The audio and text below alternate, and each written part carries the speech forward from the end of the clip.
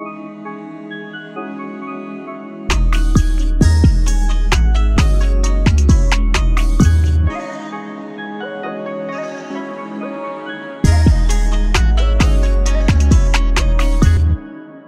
here. One Piece chapter 35 is out. 1035, chapter 35. That'll be roughly 20 years ago. Over 20 years ago, actually. So, okay. I gotta say, I enjoy chapters like these because it's not just fighting. Chapters like these, it's fighting, but of course we get exposition elsewhere so we can, theorize and make our minds go crazy. I definitely enjoyed this chapter, right? And a lot of people told me I had to do a live reaction, and I did. I went through it and reacted to chapter, all that different stuff, but I do have some qualms, even though they might not be necessarily objective and mostly subjective and based on my reading experience. Okay, I think that's important to point out, that a lot of this could be based on how I feel, how I've read the chapters, how I sit with the chapters, how often I read the chapters because I'm making content from the chapters. It's a different experience as opposed to reading one time and moving on. Then coming back and reading next week, maybe I'll read it next month, something like that. For me, even though I've read Wano recently, the entirety of Wano, the continuity is somewhat of an issue, but that's always been the case, right? So I can't bring it up like it's just specific to this fight or this chapter, because the chapter was really good. It's just a continuous qualm because we're reading week to week, and something that even as long as I've been doing it, it's still a struggle, right? It's still a struggle, especially with the breaks mixed in. So typically, that's why I enjoy the fact that I make multiple videos on chapters, is because right now, the chapter feels great.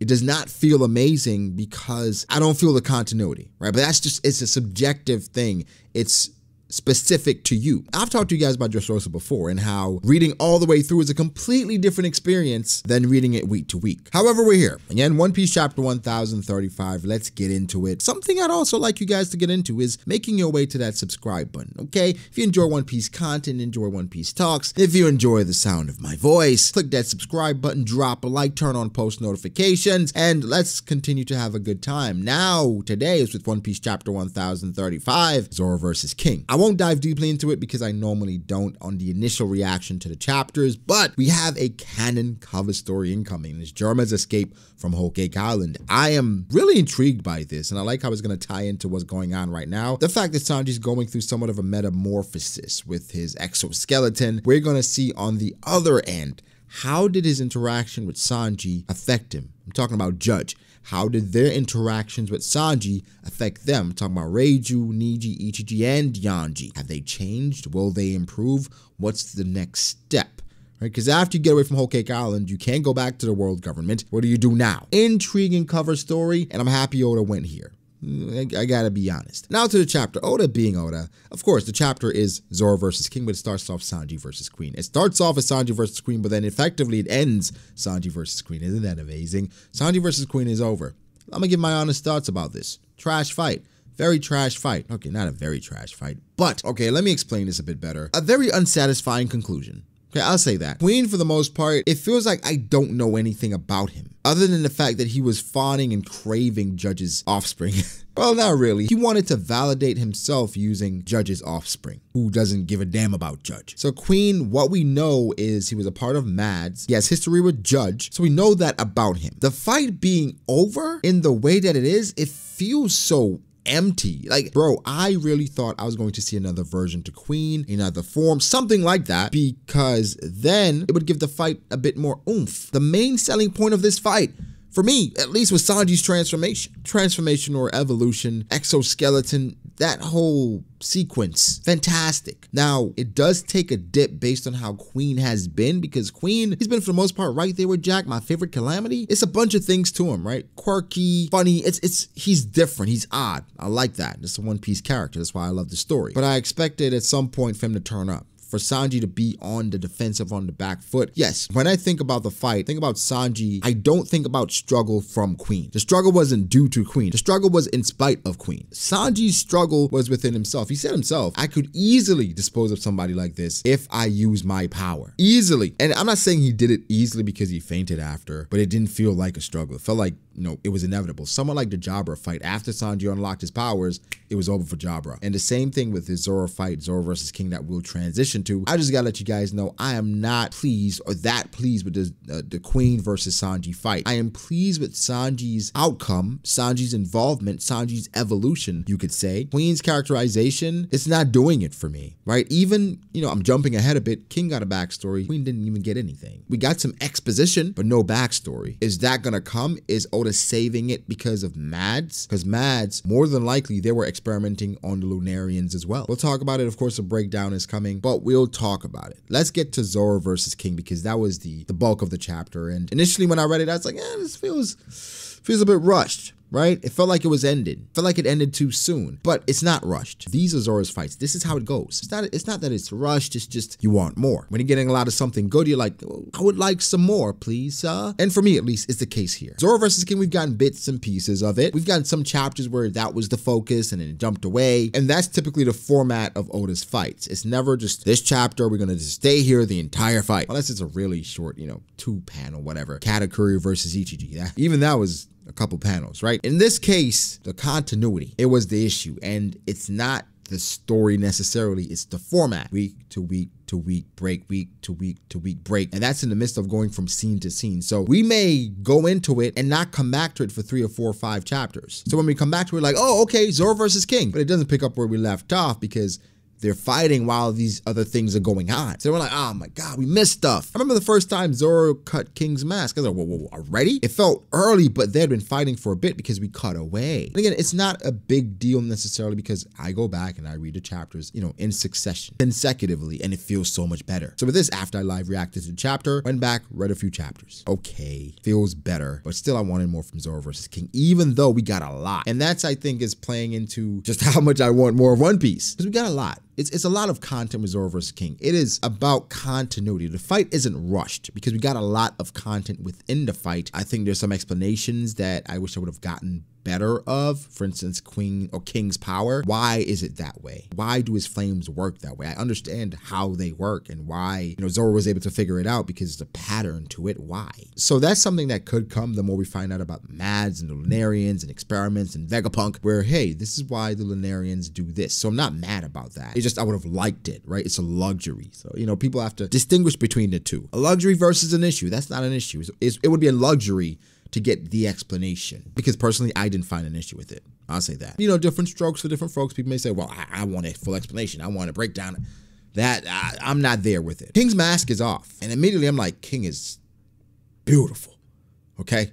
Beautiful man. But immediately, fodder. It's like every time these things happen, a huge reveal or something amazing, fodder. Remember Katakuri? Fodder came out of nowhere. Katakuri and killed him. This case, they came out of nowhere. Oh, so it is true. King's like, Imperial fire. Fire on him one more time because King is Lunarian. Dark brown skin, black wings, and long white hair. And of course, we want more about the Lunarians. Why was King the last one? Well, more than likely because of the world government, because we come to find out he was being experimented on. That's how he met Kaido.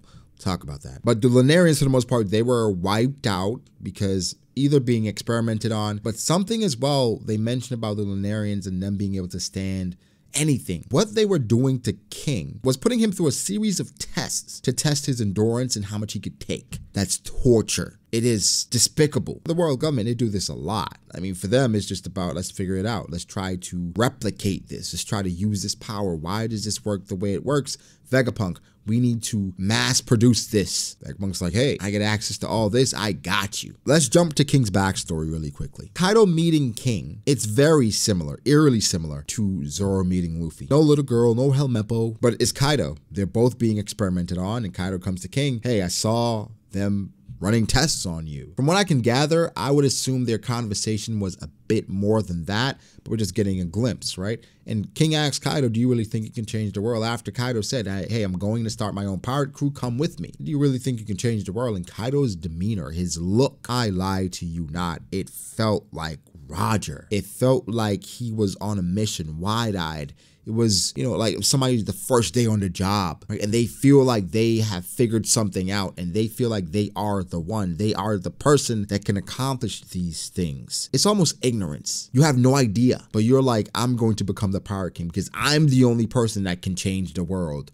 Kaido, what happened? I think it was definitely an artistic choice to make Kaido resemble Roger in a way. If you look at him, the features, the smile, the look, wide-eyed, bright, but Roger never lost that look. Kaido has. The Kaido that we see today is not the same Kaido from back then. Again, luxury that I would have liked. Is King and Kaido somewhat discussing more of their plight, their vindictive nature against the world government, against the world. King, it came out a little bit in this chapter where he talked about his race being superior. And for King being slayed by humans and being experimented on by humans, there's some disdain, I'm sure. Was the superiority, this racist feature that King had, was that always a part of him? Was that something the Lunarians always felt because of how beautiful they were? They had wings. They lived atop the red line. Was that something they always felt? There are two sides to every story. You never know. Something we got to keep in mind though, Kaido is an amazing father to everyone except his daughter. Everybody else gets so much attention and care and motivation. Yamato gets, you're going to stay in here till you figure it out because it is what it is. My thing is, you know, the timing of these people meeting Kaido, because Kaido met Ulti and Page One after Yamato, obviously, because they're younger. So the excuse isn't Kaido was younger back then.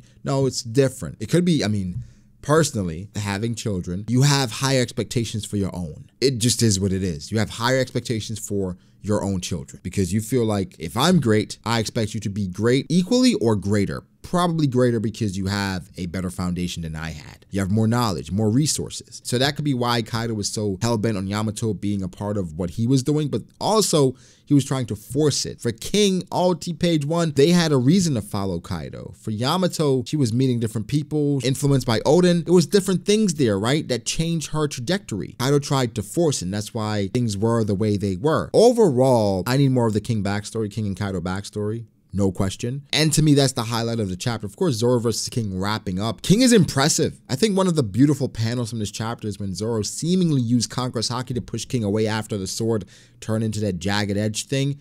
Amazing. And if you go through it, man, there's so many back and forth, so much amazing choreography. I can't wait. Listen, I'm looking at this and I'm just thinking anime, anime, anime, anime. The anime is going to do a fantastic job with this fight. King messed up because he went after Zoro with a dragon. You don't do that. Zoro slays dragons. Do you know what his lineage is possibly connected to? Ryuma Shumotsuki. And you bring a dragon to him. So Zoro ends up getting the W. And then we just have to look forward to the chapter next week. It's a lot to get to. I'll try to have something special out for you guys on Sunday. We'll see. Guys, give me your thoughts. How do you feel about a chapter? Great chapter. Great to amazing chapter. I got to figure it out. If it's going to be amazing for me based on how Queen went out. Yes, Oda's in his bag. He's in his bag, but guys, give me your thoughts. How do you feel about the chapter? Maybe different for you. I thought it was, again, pretty good. This chapter, though, how it made me feel was somewhat vindication because it talked about the gap between the Straw Hats. I talked about that. I'll put the link to that video below, but I also talked about ranking the top 10 characters in Wano right now. Put the link below, and it feels like, you know, pretty close to where things are based on what's happening in the story. So link to both videos below. Check them out after this. If you still got your One Piece fix, you want some more to watch, Gap Between the Monster Trio, then you can watch, the top 10 strongest in Wano right now. But guys, give me your thoughts. How do you feel about everything? I want to hear from you. The comment video is coming out next week, so get your comments in. Make sure to like the video if you did. Subscribe to the channel for more content like this. Follow me on Twitter at BragoDAce. Follow me on Instagram, BragoD.Ace. Thank you to my patrons. I appreciate you guys all so much. Again, guys, like and subscribe, and I'll catch you in the next one. Peace.